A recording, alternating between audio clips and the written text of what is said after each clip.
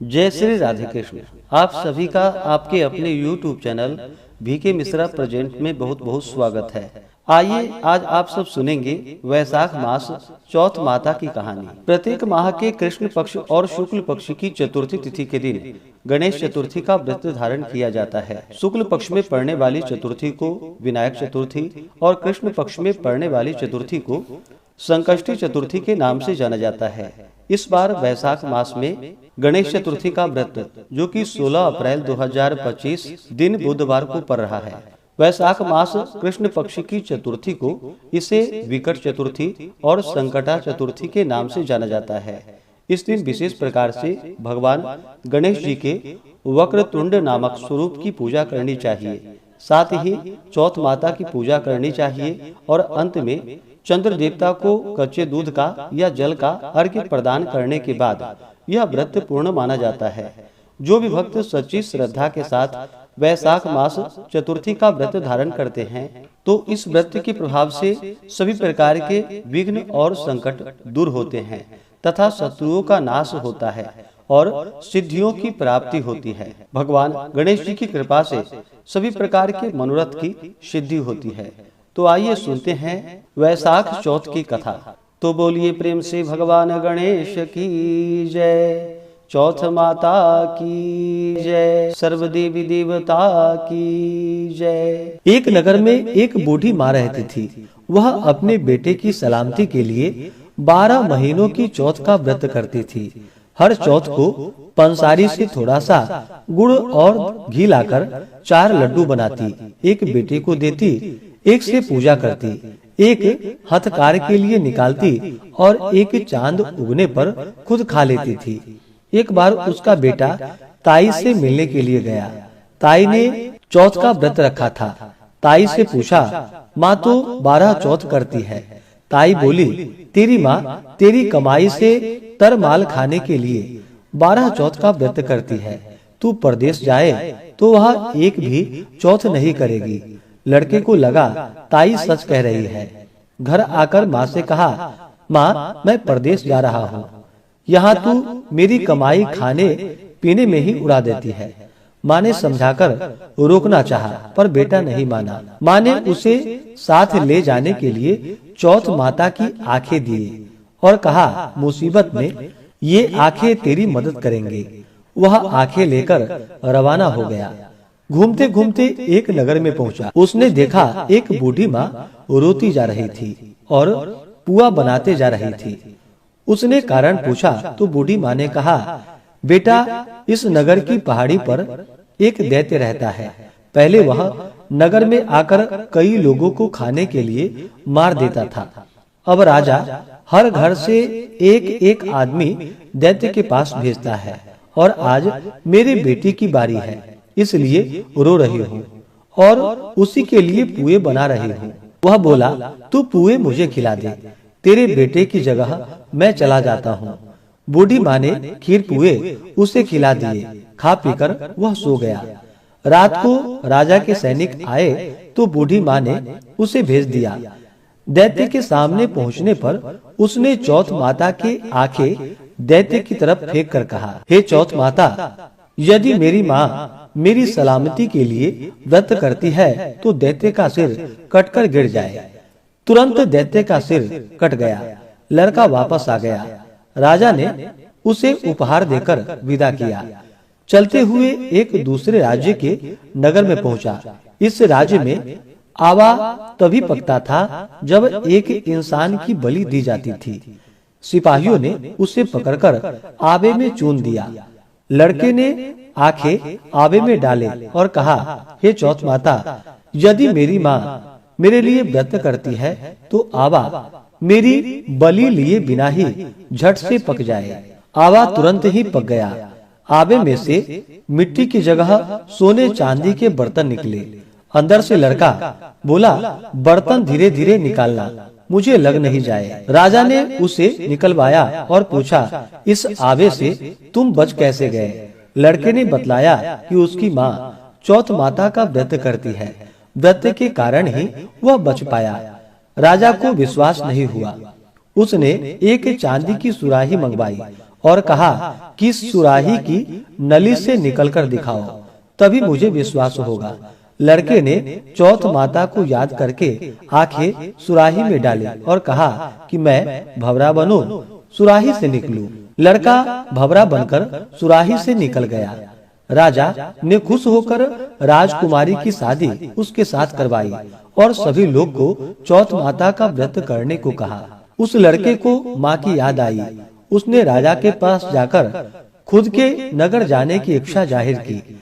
राजा ने रथ, घोड़ा, हाथी और खूब सारा दान दहेज देकर उन्हें विदा कर दिया। चौथ के दिन अपने नगर पहुंचा। वह अकेला पंसारी के यहाँ माँ का इंतजार करने लगा। सोचा चौथ है तो माँ यहाँ जरूर आएंगी। थोड़ी देर बाद लकड़ी टेकती हुई माँ आती दिखी। उसकी माँ की आंखों में जाले आने के कारण दिखना कम हो गया था। लड़के ने जानबूझकर अपना पैर लकड़ी में लगा दिया। कहने लगा, बलरे पूत, काटी मेरे पैर के लगा दी। माँ ने उसे नहीं पहचाना। कहने लगी, भैया मुझे चाहे कितनी भी गाली निकालूं, पर मेरे बेटे को कुछ मत कहना। बेटा माँ के चरणों में गिर पड़ा। कहा, माँ मैं तेरा ही बेटा हूँ, मुझे माफ कर दो। माँ ने उसे गले से लगा लिया। नगर के लोगों ने विश्वास नहीं किया कि वह उसी का बेटा है। बूढ़ी माँ ने चौथ माता को याद करके कहा कि हे चौथ माता, यदि मैं अपने बेटे के लिए व्रत करती हूँ तो मेरे स्तन में दूध भर जाए और उसकी धार मेरे बेटे के मुंह में गिरे। माँ के स्तन से दूध की धार निकलकर बेटे के मुंह में गिरने लगी। लोग चौथ माता की जय जयकार करने लगे। उस नगर के सभी लोग चौथ माता का व्रत करने लगे। हे चौथ माता, जैसे बूढ़ी माँ और उसके बेटे की सहायता की, वैसे भी हमारी ही करते रहना।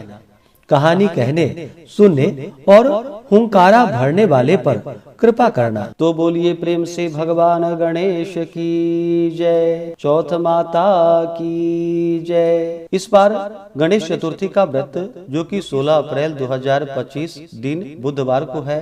चतुर्थी तिथि प्रारंभ समय 16 अप्रैल 2025 दिन बुधवार दोपहर 1:18 और चतुर्थी तिथि की जो समाप्ति है वह 17 अप्रैल 2025 दिन गुरुवार दोपहर 3:25 पे चतुर्थी तिथि की समाप्ति है। इस व्रत को चंद्रोदय व्यापिनी ली जाती है। इस कारण से सभी भक्तजन 16 अप्रैल 2025 दिन बुधवार को गणेश चतुर्थी का व्रत धारण करेंगे। 16 अप्रैल को ब्रह्म मुहूर्त का समय सुबह 4:26 से सुबह 5:10 तक होगा। सूर्योदय का समय सुबह 5:34, सूर्यास्त शाम 6:22 होगा। चंद्रोदय का समय चंद्र दर्शन का जो है वह रात्रि 9:58 है। राहु काल का समय सुबह 11:58 से दोपहर 1:34 तक होगा। विजय मुहूर्त का समय दोपहर 2:30 से दोपहर 3:21 तक होगा। गोधूली मुहूर्त का समय शाम 6:46 से शाम 7:09 तक होगा। इस दिन अमृत काल का जो समय है वह समय शाम 6:20 से रात्रि 8:06 तक होगा। नक्षत्र जो कि अनुराधा होगा संपूर्ण दिन रात तक होगा। योग व्यतिपात होगा रात्रि 12:19 तक। उसके बाद वरयान योग होगा।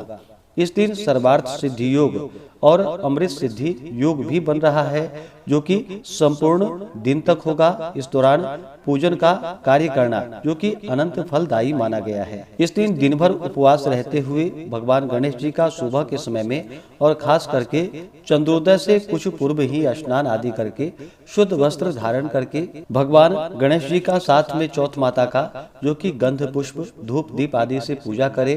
भगवान गणेश जी को दुर्वा दल अर्पित करे, सिंदूर चढ़ाए, खास करके इन्हें मोदक का या लड्डू का भोग लगाए, जल से आचमनी करवाएं, मुख शुद्धि के लिए पान पत्र सुपारी लौंग इलायची के साथ में अर्पित करे, द्रव्य दक्षिणा चढ़ाए। इसी प्रकार से चौथ माता की पूजा करे। चौथ माता का गंध पुष्प धूप दीप आदि से पूजा करके इन्हें श्रृंगार की वस्तुएं अर्पित करे, दूध से बने हुए वस्तुओं का या ऋतुफल आदि का माता को भोग लगाए, जल से आचमनी करवाए, द्रव्य दक्षिणा चढ़ाए, मुख शुद्धि के लिए पान पत्र, सुपारी, लौंग इलायची के साथ में अर्पित करे। इस प्रकार पूजन करके फिर संकष्टी गणेश चतुर्थी व्रत का कथा श्रवण करे, चौथ माता का कथा श्रवण करे। इसके बाद आरती करे और अंत में चंद्र देवता को कच्चे दूध का या जल का अर्घ्य प्रदान करके उसके बाद गंध पुष्प धूप दीप आदि से पूजा करके व्रत को पूर्ण कर सकते हैं। व्रती को व्रत के दौरान जो कि दिन भर उपवास रहते हुए व्रत को धारण करना चाहिए। जो उपवास नहीं रह पाते हैं, जिनका स्वास्थ्य सही ना हो, तो आप एक समय फलाहार ग्रहण करके व्रत को धारण कर सकते हैं।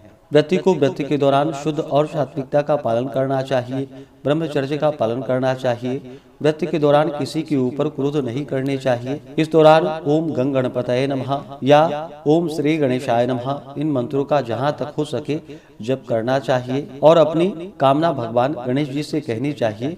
इससे भगवान गणेश जी अपने भक्तों पर अति प्रसन्न होते हैं और अपना कृपा प्रदान करते हैं। तो आशा करता हूँ कि यह जानकारी आपको अच्छा लगा हो। इसी प्रकार से ज्ञानवर्धक जानकारियाँ प्राप्त करते रहने के लिए, व्रत पूजा के बारे में जानने के लिए, कथा को सुनने के लिए चैनल पे अगर आप पहली बार आए हैं तो चैनल को लाल बटन दबा करके सब्सक्राइब करें, साथ में बेल आइकन घंटी को दबाएं ताकि आने वाली वीडियो का नोटिफिकेशन आपको समय से मिलता रहे। वीडियो को लाइक करें, शेयर करें, सुखी रहें और स्वस्थ रहें। जय श्री राधे कृष्ण। धन्यवाद।